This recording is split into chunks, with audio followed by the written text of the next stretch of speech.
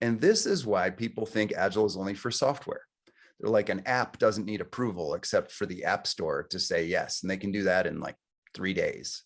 So you could do Agile in software because your approval process is less than a week in a lot of software. And of course, you can budget day by day in software. It's basically just your engineers' salaries. So you have a known burn rate. It's not like you're setting up a factory. I mean, your factory is in the cloud to compile on Azure or in Amazon AWS. So people many times think Agile is for software. What Agile actually is for anything that takes less than 30 days, including its certification cycle. So your goal is to try to compress your certification cycle into less than 30 days. That's the dream. And Tesla has been able to do that in hardware. And I got to as well. And then you make sure your budget is no longer than your certification cycle. And that is what creates this sense of agility.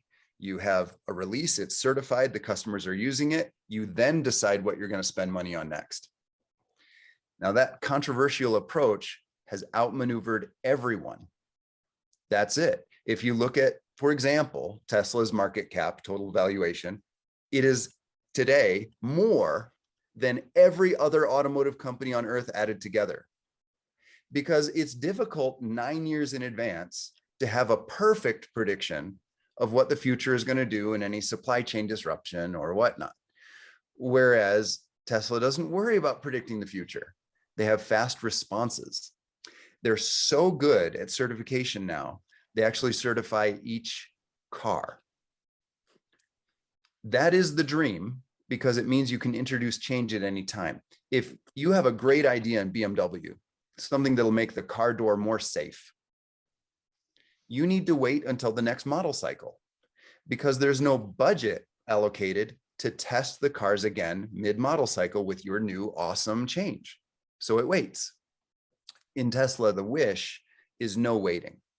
And they can do that now. They've gotten there. Every car is tested road legal individually. So you don't have to wait for the next 10,000 cars that are going to be tested.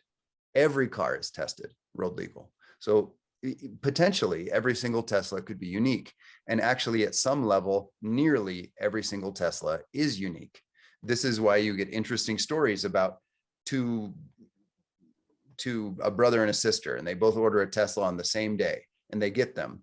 And they both have the same minimum specs, but one of them might be even faster, and one of them might have even longer range, but not the same.